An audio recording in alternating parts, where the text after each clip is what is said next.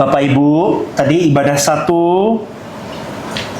saya membawakan renungan tentang bagaimana kita berbicara tentang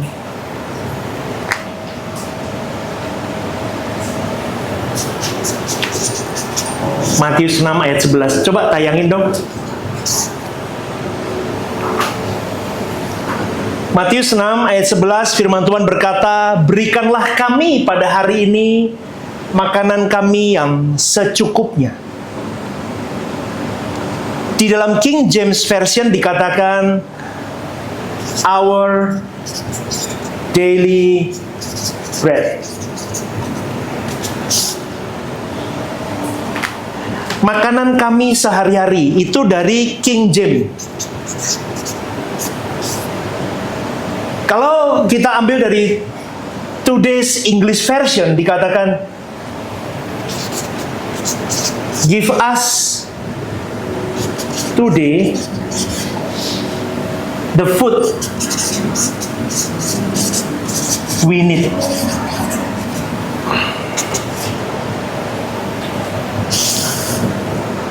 Satu lagi, dalam Contemporary English Version dikatakan, "Give us our food for today." Saudaraku yang dikasih oleh Tuhan, tadi saya ajarkan di dalam ibadah 1 dengan satu kalimat, hari ini.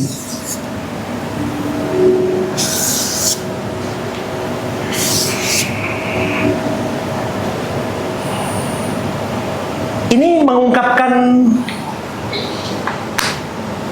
bahwa seseorang yang hidup, yang mengaku orang percaya, pengikut-pengikut Kristus, adalah orang-orang yang memang harus bergantung kepada Tuhan, kepada Allahnya, setiap hari. Coba Anda bayangkan, kalimat ini artinya begini.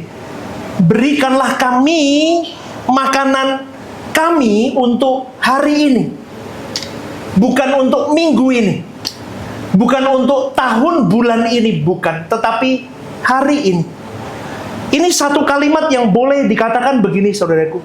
Seorang anak Tuhan memang diajak oleh Tuhan, diajarkan oleh Tuhan untuk dibiasakan memohon kebutuhannya, dibiasakan untuk bergantung, dibiasakan untuk memiliki persekutuan dan ikatan kepada Tuhannya setiap hari.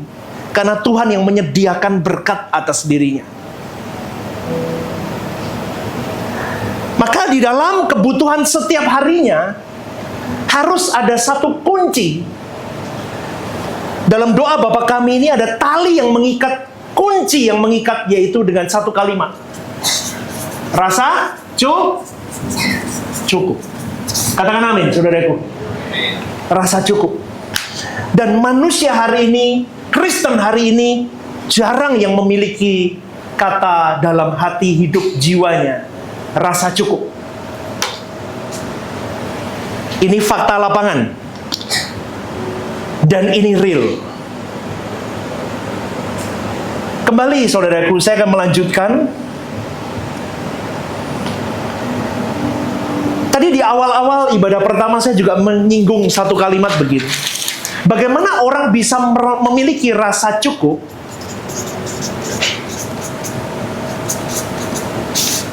kalau saudaraku, mereka tidak punya jiwa seorang musafir. Di dalam kamus bahasa Indonesia, musafir adalah orang yang berpergian meninggalkan negerinya selama 3 hari atau lebih. Musafir juga bisa diartikan sebagai seorang pengembara. Dan syarat bisa disebut sebagai seorang musafir adalah ketika jarak perjalanannya 85 km dari tempat tinggalnya atau lebih. Itu baru bisa disebut sebagai seorang pengembara. Dan syarat sebagai seorang pengembara adalah tidak berniat untuk menetap lebih dari 4 hari di tempat itu. Kita sebagai musafir rohani, kita seharusnya tahu rumah kita bukan di bumi ini, tapi di langit baru, bumi yang baru. Katakan amin. Kita harus sampai ke sana. Bumi yang ada hari ini akan hancur dan habis, saudaraku. Maka banyak orang Kristen, banyak orang yang mengaku dirinya pengikut Kristus, tetapi tidak mengikuti jejak pribadi Yesus dan tidak bisa mengikuti apa yang menjadi pathway dalam hidupnya untuk bisa sampai ke langit baru, bumi baru. Kenapa? Karena memang mereka tidak punya jiwa musafir. Seorang musafir rohani, dia tahu dia hanya sementara 70 to 80 years, 70 tahun, 80 tahun di bumi. Dan seorang musafir tidak berniat tinggal menetap di bumi. Tapi banyak manusia hari ini bermimpi membangun kerajaannya di sini. Maka bagaimana kita bisa memiliki rasa cukup itu utuh dalam hidup kita?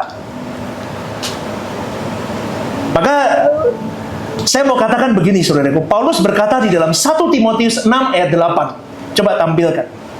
Asal ada makanan dan pakaian, cukup. Kalimat ini ambigu. Kalimat ini blunder. Kalimat ini tidak bisa dipukul rata dengan sembarangan. Tetapi kalau seseorang sudah mengecap sukacita surgawi, maka dia baru bisa mengerti 1 Timotius 6 ayat 8 ini terpapar dalam hidupnya, dan dia bisa masuk di dalam perjuangan untuk bisa mengaplikasikan 1 Timotius 6 ayat 8, asal ada makanan, pakaian, cukup. Karena sukar, saudaraku, bagi orang yang belum pernah mengecap sukacita surgawi untuk bisa memandang Tuhan dan kerajaannya sebagai satu-satunya tujuan perjalanan hidup. Saya ngomong begini aja kalau Anda belum sampai di titik kebenaran rohani spiritualitasmu, kau pasung di dalam pikiran, perasaan Kristus.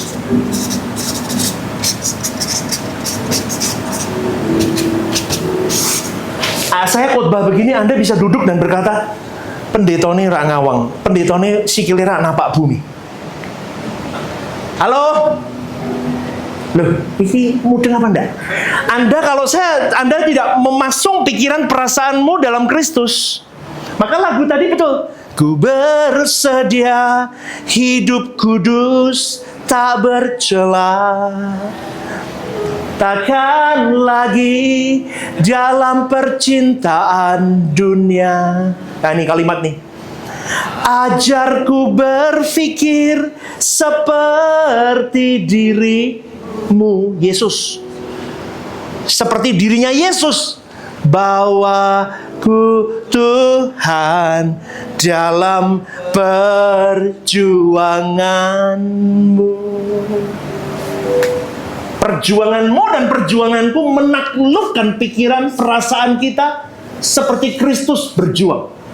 Dia berjuang dalam pikiran, perasaan, kehendaknya dipasung untuk kepentingan Bapaknya. Maka kita harus mengikuti ini. Kalau enggak, saudaraku, engkau dan saya tidak, kalau enggak memasung ini, engkau dan saya tidak akan pernah punya rasa cukup di bumi ini.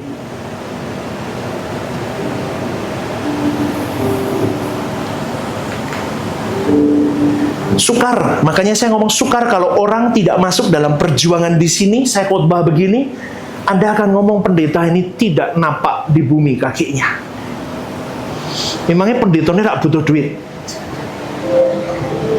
Emangnya pendetanya tuku nganggo godong? Halo? Lu ini paham gak sih aku ngomong kok rasanya kok mendelik begini? Ini saya ngomong apa adanya, saudaraku. Anda pasti akan ngomong begitu, ki pendetanya ini. Bapak Ibu, khotbah-khotbah yang saya buat ini adalah khotbah-khotbah dalam hidup saya, saudara. Kalau engkau tidak bersama dengan saya hari ini, berjuang bersama, memasung pikiran, perasaan seperti Kristus berpikir, cukupkan dirimu, ucap syukur dalam segala hal, bersukacitalah selalu dengan apa yang ada pada dirimu. Jangan lihat rumput tetangga lebih hijau daripada dirimu. Jangan pikiranmu dan perasaanmu dikuasai oleh keinginanmu. Tetapi belajarlah untuk menguasai segala pikiran, perasaanmu, kehendakmu untuk berkata, Tuhan cukup bagiku. Maka ketika engkau bisa memasung itu, baru jiwa musafirmu bertumbuh. Ini ada levelnya. Orang-orang yang belum mengecap sukacita surgawi, memandang Tuhan dan kerajaannya sebagai tujuan perjalanan hidupnya itu susah. Mereka itu orang-orang yang masih berkutat kepada fasilitas di bumi.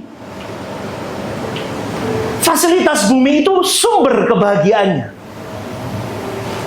Punya mobil baru, rumah baru, istri baru? Enggak ya. Semua yang baru itu sukacita. Pikiran mereka tertuju kepada perkara-perkara duniawi dan tidak bisa dibawa kepada pengertian-pengertian rohani. Karena orang yang setia, yang tidak setia kepada hal mamon, dia terikat pikirannya, dia terikat perasaannya, dia dikasih kebenaran firman Tuhan pun tumpul. Karena selera jiwanya berpuluh tahun, saya umur 42 tahun. 42 tahun Stephen Lim. Selera jiwanya selera dunia. Semakin hari semakin terikat. Maka saya mau ngomong, saudaraku, kita ini seperti kecemplung begini loh, di kubangan dosa.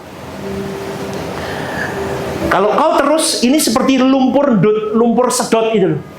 Dosa itu seperti itu. Kalau engkau tidak berjuang naik, kau mati. Kau akan tenggelam, habis hidupmu. Maka firman Tuhan berkata, berjuanglah nak, Berjuanglah. Jangan kau parkirkan hidupmu di bumi. Tapi orang Kristen hari ini, ora apa-apa lumpurnya. Lama-lama tenggelam. Pelan. Anda kesedot sampai di satu titik, Anda tidak bisa keluar lagi. Dan banyak orang Kristen di situ. Dan itu tidak ada yang kebal, termasuk pendeta model saya ini loh, bisa. Gebar-gebor begini, tapi kelakuannya bisa saja masuk di lumpur dosa itu. Jadi nggak ada jaminan. Maka saya mau berkata, yang tahu dirimu adalah engkau dan Tuhan sendiri. Kalau hari ini kau tidak mau berjuang bersama, kau datang hari Minggu, kau duduk, kau nyanyi, kau beri persembahan, kau pulang, do something average seperti dunia lakukan, besok diulang lagi, Senin, Selasa, Rabu, Kamis, Jumat, Sabtu, Minggu. Khotbahnya bagus, aku senang sama pastornya. Oke, aku diberkati. Selesai sampai diberkati, kau bobok siang, kau jalan-jalan ke mall, besok lupa lagi. Habis hidupmu. Aduh, tegang tuh, mukanya kok begitu. Saya ngomong ini apa adanya.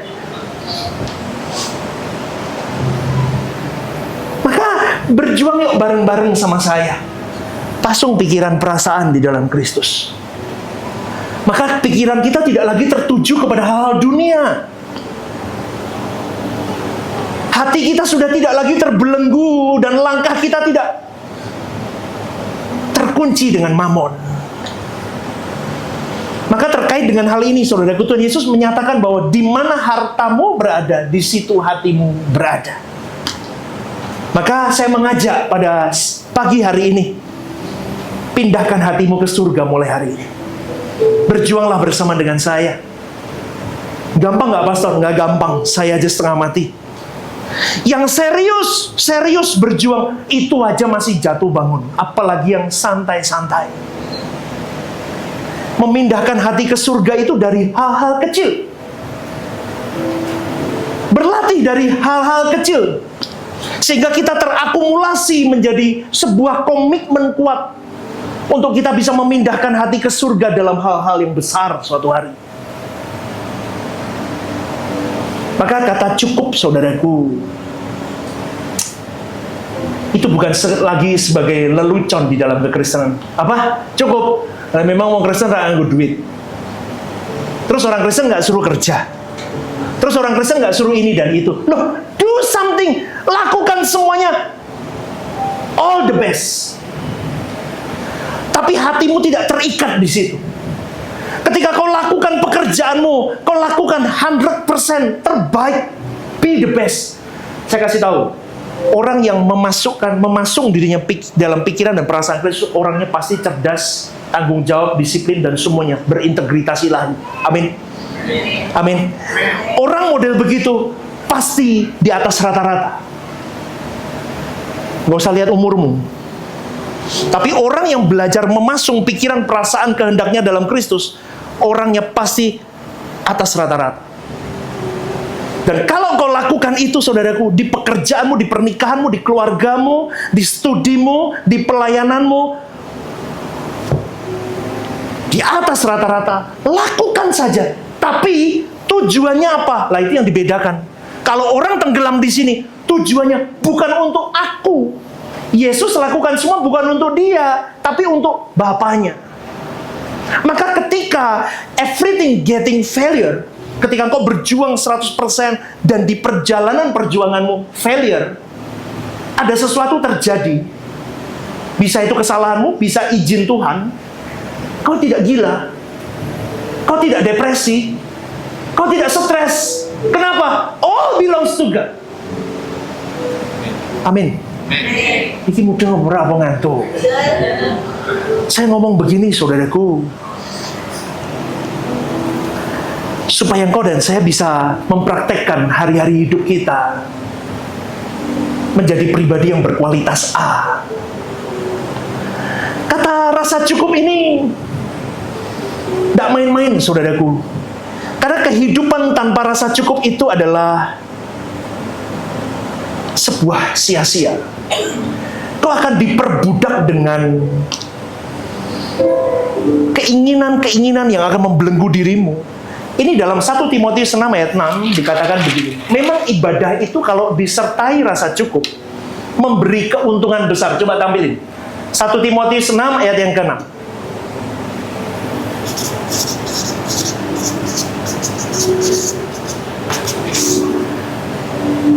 Memang ibadah itu kalau disertai rasa cukup memberi keuntungan besar.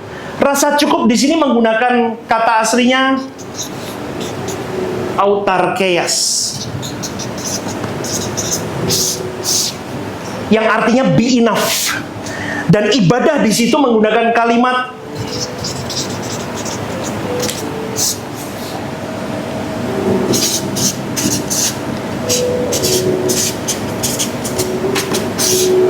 ibadah di sini diartikan sebagai hidup saleh. Boleh saya artikan begini, di dalam 1 Timotius 6 ayat yang ke-6. Memang hidup saleh itu kalau disertai rasa cukup memberi keuntungan besar. Ibadah di sini diartikan kalau dalam bahasa aslinya hidup saleh. Memang hidup saleh itu kalau disertai rasa cukup memberi keuntungan besar. Hidup saleh itu artinya apa? Hidup yang di dalam pikiran dan perasaanmu terpaku, terkurung di dalam pikiran Kristus. Kau hidup baik, kau hidup seperti Kristus itu hidup, plus rasa cukup, maka memberi apa? Keuntungan besar. Siapa yang mau mendapat keuntungan besar? Amin. Harus loh diganti meneh. Mau jadi ganti. Maka hiduplah saleh, hiduplah di dalam Tuhan, dikunci dalam Tuhan, disertai rasa cukup. Orang tidak akan pernah bisa ibadah hidupnya kalau engkau selalu merasa kurang dan kau merasa tidak cukup dalam hidup. Kau akan menggerutu terus setiap hari. Kalau seseorang mau berlebihan, maka nafsu keserakahan itu akan membinasakan dirinya. Maka benar, kalau kalimat berikanlah makanan kami yang secukupnya adalah jalan Tuhan yang Tuhan ajarkan kepada engkau dan saya, supaya kita terhindar dari kebinasaan. Maka kalimat berikanlah kami makanan kami yang secukupnya, itu adalah kunci supaya engkau dan saya, saudaraku, terhindar dari kebinasaan, dan supaya engkau dan saya terkurung di dalam kata rasa cukup. Aduh, ini angel, memang susah, saudaraku. Kalimat rasa cukup itu akan membuat seseorang itu merasa, kok gini banget jadi orang Kristen? Rasa cukup itu menjadi, jujur ya, yang ambil bagian dalam pelayanan, ketika saya ajarkan begini, Anda sering nggak peta umpet sama rasa cukup?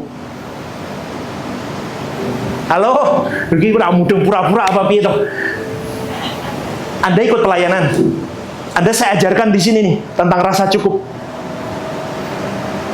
Tetapi jiwamu tidak kau pasung, pikiranmu, perasaanmu tidak kau pasung.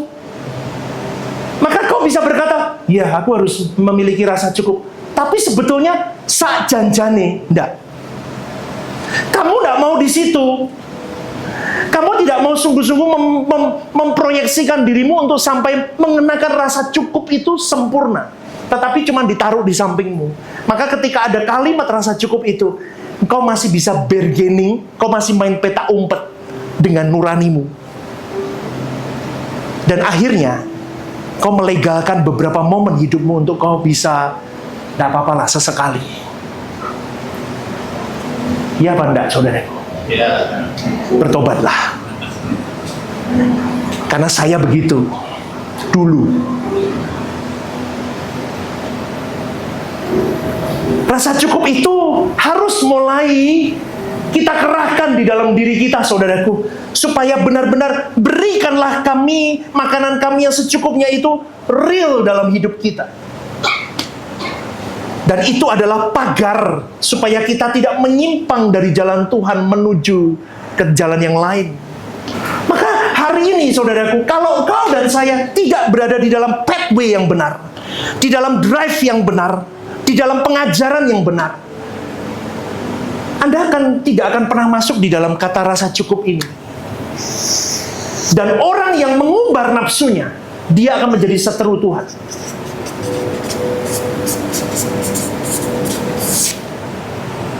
Dan tanpa disadari banyak orang Kristen termasuk pendeta hamba Tuhan di sini. Kenapa pastor ngomong begitu? Karena saya dulu begini.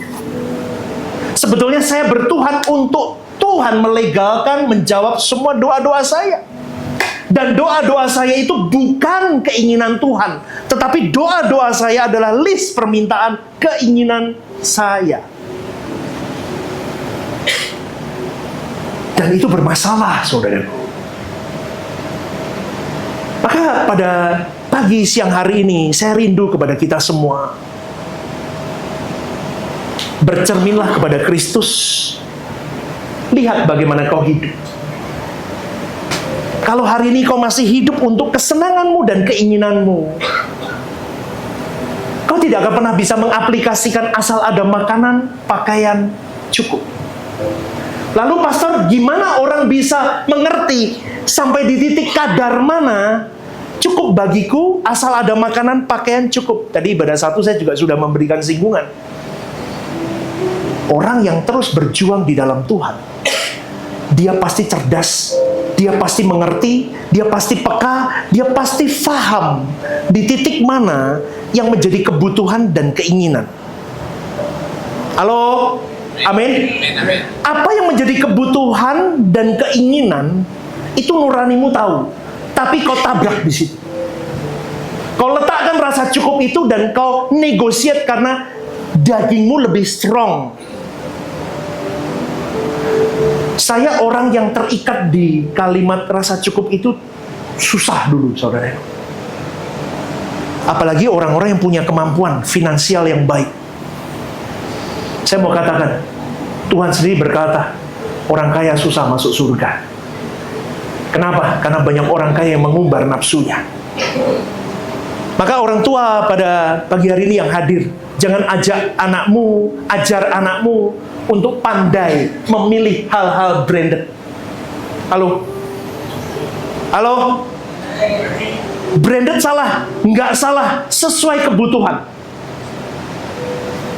Tapi kalau kau tidak mengunci anak-anakmu untuk tidak hal-hal cukup, pakaian itu cukup, kecuali dia fashion show, dia artis, dia public figure di depan, nggak apa-apa. Ini dunia membawa arus itu ke sana dan anak-anak kita diancam di situ. Maka kita harus benar-benar lihai melihat bahwa aku harus benar-benar mengunci kalimat asal ada makan, pakaian cukup itu tidak melulu berarti, nah udah makan pakai telur asin, pakai kecap, udah. Nggak begitu. Maksud saya begini, saudaraku. Kau ajarkan kebenaran bahwa jangan umbar keinginanmu, tapi hidup itu untuk makan apa makan untuk hidup? Halo? Hidup untuk makan atau makan untuk hidup? Siapa yang hidup untuk makan? Lu yang bener lu. Hidup untuk makan apa makan untuk hidup? Nah, kenapa kok harus ada ini dan itu? Kalau nggak di sini nggak mau. Lu sama-sama gado-gado di ruangan situ 45.000, di sini 15. Kenapa kau pilih 45? Sumu pastor, oh ya wes. Terus alasannya apa lagi? Cuci piringnya lebih, oh ya wes. Tapi sekarang kita banyak mengunci. Sebetulnya di sana juga bersih. Tapi kita nggak mau, kenapa? Karena kita punya selera jiwa, kita punya gengsi, kita punya kelas sendiri, yang akhirnya apa? Kata rasa cukup ini tidak mengunci hidupmu dan hidupku. Tanpa mengerti dan menerima kata secukupnya, maka saudaraku, kau dan saya tidak akan pernah punya hasrat, berhasrat menuju ke langit baru, bumi baru. Jiwa musafirmu tidak akan pernah tumbuh. Ajarkan ke anak-anakmu, generasimu, kepada dirimu. Jangan boros, saudaraku. Jangan. Tadi ibadah 1 saya ngomong, mobil sekarang bukan untuk alat transportasi. Mobil sekarang digunakan untuk gengsi. Betul nggak? Betul nggak? Keluaran terbaru, harus terbaru, harus terbaru, terus harus terbaru. Kau beli, kau jual, kau beli, kau jual, uang itu pasti turun. Lah ini saya ngomong begini, yang jualan mobil susah. Pastor nggak boleh begitu, itu berkat untuk saya. Ya tapi aku ngandani yang bener. Handphone terus jual beli, ganti yang terbaru. Yang terbaru harus dikejar. Kalau nggak dikejar nggak diterima masyarakat. Nggak apa-apa nggak diterima masyarakat. Tapi kau diterima Tuhan. Amin. Rumah sekarang bukan lagi rumah untuk tempat tinggal, rumah jadi tempat gengsi. Maka Bapak Ibu, cukupkan dirimu. Banyaklah tersenyum dengan hidup. Aku bersyukur ya dengan hidupku. Masih untung kau punya mobil, amin. Masih untung kau nggak punya mobil, nggak bayar pajak, amin. Loh, pastor kok bisa gitu? Lah untung. Berarti kamu masih punya kaki, masih bisa aja. Bersyukur nggak? Semua dilihat dari positif side. Kerjaanku sepi, bersyukur masih punya Aku nggak punya kerjaan, bersyukur berarti kau disuruh Tuhan untuk bergantung sama Dia lebih lah. Loh, enak atau hidup itu nikmat toh. Tergantung bagaimana kita mengunci rasa cukup kita. Bapak Ibu yang dikasih oleh Tuhan, orang percaya dipanggil untuk memahami betapa luar biasanya kekayaan yang terkandung di dalam engkau memasung hidupmu di dalam Kristus. Ada kasih di dalam Kristus, ada damai sejahtera, ada hikmat yang Tuhan berikan, ada kemuliaan yang akan kita terima, baik selama kita hidup di bumi ini, bahkan sampai nanti di balik kubur, kalau kita hidup di dalam Kristus Yesus. Indah loh ikut Tuhan, itu indah saudaraku. Gimana caranya pastor supaya aku menerima kekayaan di dalam Kristus? Kekayaan ini bukan kekayaan dunia, tetapi kekayaan di dalam Tuhan.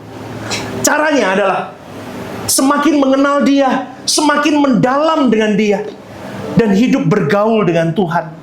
Sampai engkau bisa berkata, Tuhan satu-satunya bagian integral di dalam hidupku. Ini bukan klise loh saudaraku. Dulu saya ngomong, lihat pendeta khotbah begini itu saya selalu ngomong, pendetone rana Pak Bumi. Orang harus kerja dong, orang harus ini. Iya, tapi semuanya itu offering untuk Dia. Semuanya itu untuk Dia. Semuanya untuk Dia.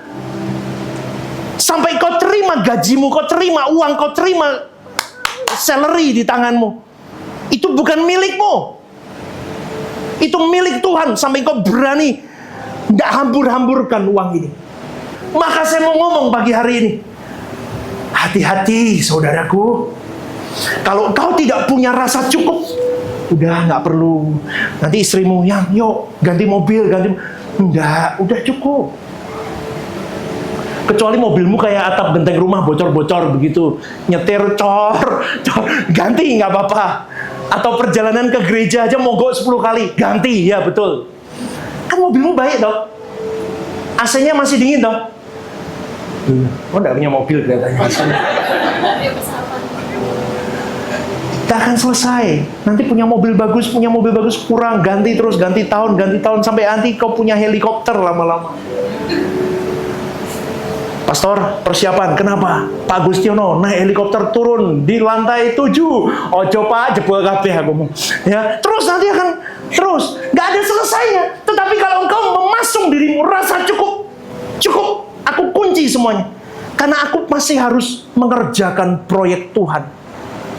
Proyek Tuhan itu tidak melulu gereja. Seperti seminggu kemarin saya ngomong, kasih orang tuamu. Orang tuamu itu dikasih, saudaraku. Loh, wong tuaku udah usaha, pastor. Masih sehat, masih bagus, masih ono duit. Tetap kamu kasih. Sebagai tanda, maaf Pak, sedikit dari aku. Orang tua tidak lihat jumlahnya, tapi dia akan terenyuh dengan itu. Bantu keluargamu yang nggak mampu apa, bantu. Tapi memang ada kadang keluarga yang memang tidak perlu dibantu. Tahu nggak saudara? Halo? Yeah. Tuhan taruh hikmat. Ini orang perlu dibantu apa enggak? Kalau enggak, jangan. Ikut gerakan Tuhan. Yang keempat, bantu masyarakat. Yang kelima, baru gereja. Jangan uangmu dapat kamu kasih gereja. Halo? Terus orang tuamu udah kamu urus. Nangis saudaraku, kasihan. Dan banyak orang lihat begitu ya, Kristen kok koyo ngono ya. Kamu mengasihi Tuhan kan? Amin. Di sini mengasihi Tuhan. Berarti kau mengasihi orang tuamu. Kau mengasihi Tuhan, berarti kau mengasihi sesamamu. Ya, lu pastor nggak mau dikasih uang sama gereja, lu mau aja. Tapi kalau aku tahu bahwa kau beri uang itu dan kau sendiri pun uang itu uang hutang, tujuannya supaya belalang pelahap tidak makan berkatmu, tak tudui kamu.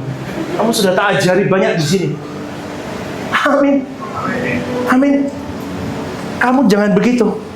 Rasa cukup itu perlu. Maka ketika kau memiliki rasa cukup itu, maka kau akan diarahkan oleh Tuhan di dalam pergaulanmu dengan Dia. Untuk kau bisa masuk ke dalam plan Tuhan, rencana Tuhan, project Tuhan. Maka saudaraku, harus kau tiap hari belajar kebenaran firman. Kau tiap hari harus ada waktu bersama dengan Dia berdoa di hadapan Tuhan. Saya pernah kasih contoh, orang yang mau ke gunung Tuhan itu adalah orang-orang yang memang dia berkata kepada dirinya, hai jiwaku, hai diriku, aku siap naik ke bukit Tuhan. Artinya apa? Aku siap untuk melepaskan semuanya, untuk tidak ada yang mengikatku, untuk aku bisa terus naik ke bukit Tuhan. Orang yang masih bawa banyak bekal, banyak ini dan itu, sulit untuk dia naik ke gunung Tuhan. Dan saya mau katakan saudaraku, kita belajar dari seorang Abraham itu. Abraham adalah satu-satu pribadi yang membuat saya sampai detik ini, saudaraku, saya bisa berkata, ini orang yang di atas rata-rata di zamannya. Ibadah tengah minggu kemarin saya ngomong begini. Seorang Abraham itu, dia mendaki ke Gunung Moria kalau nggak salah. Gunung Moria. Ya, Moria. Dia naik ke gunung itu dengan diam. Dia berkutat di pikiran, di perasaannya. Karena Elohim Yahweh berkata kepada dirinya, bawa anakmu Ishak ke Gunung Moria dan persembahkan dia untuk aku. Coba saudaraku bayangin, Tuhan Elohim Yahweh ngomong, bawa Jaden atau Hansel ke Bandungan, contoh, ke Hotel Telomoyo, aduh ya wis kono, bangun mesbah, korbankan dia untuk aku. Coba saudaraku, pasti di dalam perjalanan itu kalang kabut pikiran saya. Tetapi Tuhan biarkan itu berproses di dalam diri Abraham. Terus dia melangkah jalan. Dia ngomong sama Ishak, kalau boleh saya dramatisir saudaraku, saya kan sutradara film. Ishak, iya Pak, ambil batu-batu besar ya, kita bangun mesbah di sini. Oh iya Pak, ambil. Abraham pun membantu sampai tersusun rapi, jadi sebuah gundukan tinggi dan siap jadi mesbah. Saya percaya saudaraku, di momen itu setelah mesbah itu jadi, Abraham terus berharap kepada Tuhan ada keajaiban. Kalau bisa jangan Ishak anakku. Betul gak? Betul gak?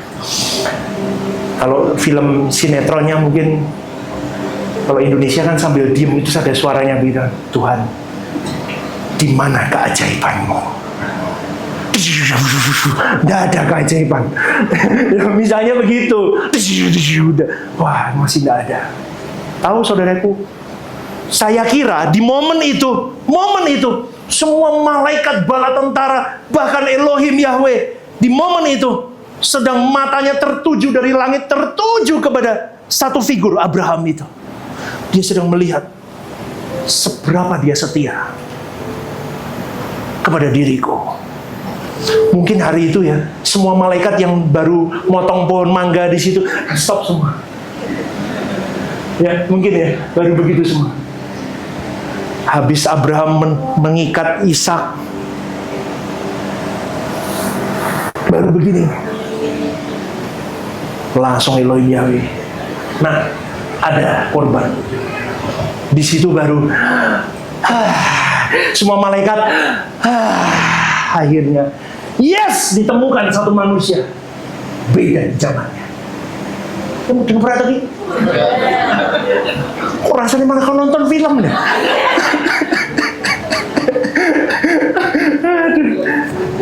Hari itu saudaraku, mungkin surga bersorak-sorai. Ditemukan satu manusia yang setia kepada Tuhan. Dan itu dicari di zaman ini.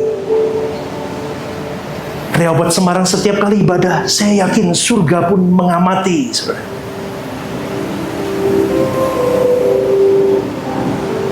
Tapi orang-orang yang berani tadi saya katakan, loh, berkorbannya gimana menjadi seorang pengikut Kristus hari ini? Matikan keinginanmu. Asal ada makanan, pakaian cukup, rasa cukup. Tuhan, berikan kepadaku makananku hari ini secukupnya. Cukup, cukup, cukup, cukup. Kalau orang terus di situ, saudaraku, pematikan kau sayat, kau bawa dirimu di dalam mezbah bakaran itu tiap hari. Kau baru layak suatu hari nanti. Dan itu memang pertaruhan kelas tinggi. Kristen itu bukan agama yang ecek-ecek. Karena Kristen itu adalah pertaruhan kelas tinggi untuk mengikuti sang sulung. Yesus itu bagaimana dia hidup. Itu pertaruhan hidupmu. Segenap hidup sampai mati. Tapi Kristen hari ini simple. Ya, amin. Amin. Amin. Selesai. Dengerin khotbah. Amin. Amin. Pulang tanya Ipah, tadi Pastor Simon ngomong apa? Pokoknya cukup gitu aja. Oh cukup. Pokoknya kan cukup. Oh, ya. Nah, terus ayatnya apa? Pokoknya cukup lah. Mau Google ya. Terus apa? Nggak tahu. Nggak berubah hidupnya. Terus tunggu ya. Pagi dengerin renungan The Message. Oh, amin. Ketik. Shalom Pastor, terima kasih untuk renungannya. Amin. Setelah dah hidup menurut dunia. Ya, Senin, Selasa, Rabu datang ibadah tengah minggu. Bersih lagi dikit. Amin. Kamis lagi, Jumat lagi, Sabtu lagi, Minggu bersih lagi. Wes ngono terus, mati masuk mana? Mati masuk? Jawab sendiri. Kalau engkau tidak mengusahakan, karena perjuangan ini, saudaraku, harus ada kerja keras, menuntut pertaruhan yang tinggi. Dan seseorang harus menunjukkan pikirannya kepada Tuhan saja, kepada kerajaannya saja, dan harus ada waktu yang disediakan setiap hari, setiap waktu untuk dia bertemu dengan Tuhan. Supaya aku bisa mengecapmu, Bapa, setiap saat. Sampai dunia tidak bisa memenjarakan aku lagi. Jujur, hari ini yang duduk di sini pun masih banyak terpenjara dengan dunia. Maka banyak orang berkata, Pastor kok bisa tenang hidup? Loh, tenang. Aku punya Tuhan kok. Aku melayani Tuhan kok. Komandanku Tuhan. Rajaku Tuhan. I did my part. You did your part, my Lord. Kan asal ada makanan, pakaian Halo? Cukup. Yang buat tidak cukup itu siapa? Diri kita sendiri. Coba kita bayangin ini yang duduk di sini ya. Pasti ada yang khawatir hidupnya. Sebetulnya kalau Anda di dalam Tuhan, tidak perlu khawatir. Kenapa? Kalau makan, hanya makan, bisa nggak? Kalau pakaian, hanya pakaian, bisa nggak? Kalau rumah, hanya rumah, bisa? Terus apa yang kau khawatirkan? Anakmu. Nanti gimana ya rumah? Aku belum bisa beliin rumah anakku. Dulu saya menikah sama istri, saya sudah punya plan. Beliin anak satu rumah satu. Nyiapin usaha. Nyiapin simpenan untuk sekolah luar negeri. Sekarang saya ngomong sama Tuhan, Tuhan, kan aku melayani Engkau. Aku cinta Engkau. Maka apa yang kutakutkan? Anakku akan dipelihara Tuhan. Anakku akan aman-aman saja. Dan itu juga kau sayang sama mereka, kau punya bagianmu. Seperti papa mamaku mungkin tidak sungguh-sungguh bertuhan misalnya. Buktinya hari ini kita juga baik, dilindungi Tuhan. Betul nggak saudaraku? Terus apa yang kau takutkan? Setiap manusia punya berkatnya sendiri kalau dia berjuang mencintai Tuhannya. Maka berjuanglah saudaraku dengan rasa cukup itu. Sampai rasa cukup itu menjadi kunci pengaman engkau hidup. Maka saya cuma mau katakan, kalau engkau masih terkutat di situ terus, kau tidak akan pernah bisa menyentuh langit baru, bumi baru. Kenapa? Karena jiwamu asing. Jiwamu bukan seorang musafir. Jiwamu akan terus membangun untuk tetap bertahan. Aku mau di bumi ini karena aku nikmat di bumi ini. Dan kalau kau mau berjuang sungguh-sungguh, kau masuk ke langit baru, bumi baru. Mulai hari ini, kau pindahkan hatimu ke surga. Cut everything yang memang harus kau potong dalam hidupmu. Dan itu sakit. Dan yang sakit itu semakin sakit, semakin perih, semakin berkualitas. Seperti Abraham, sampai di titik nadir dia sakit. Ketika dia harus mempersembahkan Ishak. Nunggu anak Ishak itu aja setengah umur hidupnya. Dapat suruh bunuh. Coba Anda bayangin, itu betapa sakitnya seorang Abraham. Tetapi di situ Tuhan menilai kesetiaan, loyaltimu kepada dia. Maka saudaraku, pagi hari ini saya tutup dengan satu kalimat. Berjuanglah untuk sampai satu titik. Aku tidak lagi ada keserakahan dalam hidupku. Aku tidak lagi terpaku dengan dunia ini. Dan aku akan menikmati hidupku bersama dengan Tuhan mulai hari ini sampai di balik kubur nanti. Amin saudaraku. Siapa yang mau berjuang? Pelabuhan hidupmu siapa? Tuhan. Berikan tepuk tanganmu. Yuk bangkit berdiri.